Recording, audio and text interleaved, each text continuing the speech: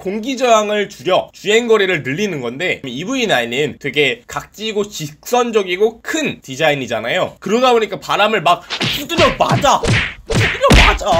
차에 중독되는 순간 카페인. 소울 EV 풀체인지. EV9이 지난주에 미국의 LA 오토쇼에서 공개가 되었는데요. 처음 이미지로만 유출이 되었을 때는 왜 이렇게 폴리곤처럼 만들어놨지? 옛날 게임에 나오는 자동차 같네, 이런 생각을 좀 많이 들게 했는데, 실제로 오토쇼에서 공개가 되자마자 엄청난 인기를 끌고 있습니다. 왜? 바로 이미지 그대로 실물을 만들었고, 그 실물이 옛날 SUV 하면 딱 떠오르는 그런 이미지, 각지고 튼튼하고 커다란 이미지의 전기 EV SUV로 만들었기 때문인데요. 물론 소울을 확대한 모습이 아니냐라는 욕도 많이 먹고 있지만, 저는 개인적으로 되게 만족을 하고 있습니다. 일단 SUV 하면 각지고 튼튼해야 된다는 생각이 제 머릿속에 이제 박혀있기 때문에 요즘 나오는 둥그렇고 우아하고 세련되고 고급진 그런 느낌의 SUV는 저는 별로 좋아하지 않긴 하거든요. 그래서 저는 이번에 나온 EV9의 디자인이 너무나도 마음에 듭니다. 아무래도 이제 어떤 디자인을 좀 더 중점으로 두느냐에 따라서 호불호가 많이 갈릴 것 같긴 합니다. X6를 구입하냐, X5를 구입하냐, 이 정도의 느낌이 되지 않을까요?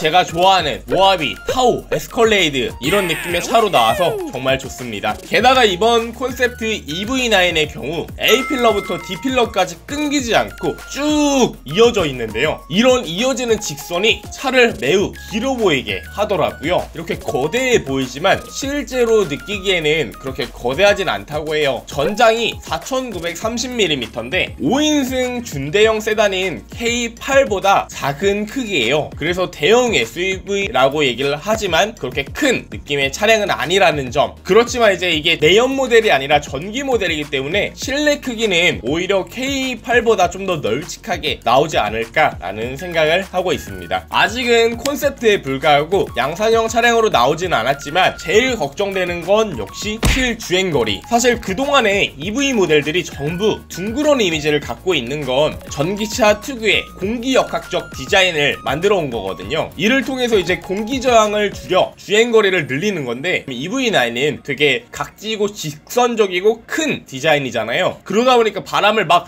두드려 맞아. 그러다 보니까 다른 차들에 비해서 주행거리가 부족할 수밖에 없을 거예요. 이게 좀 걱정이 되더라고요. 물론 기아 자동차에서 발표한 자료에 의하면 자기들이 사용하는 첨단 기능이 있기 때문에 주행거리에는 문제가 없다라고 하지만, 항상 그렇게 거짓말을 좀 잘 치는 브랜드다 보니까 이거는 믿어야 될까 싶긴 합니다.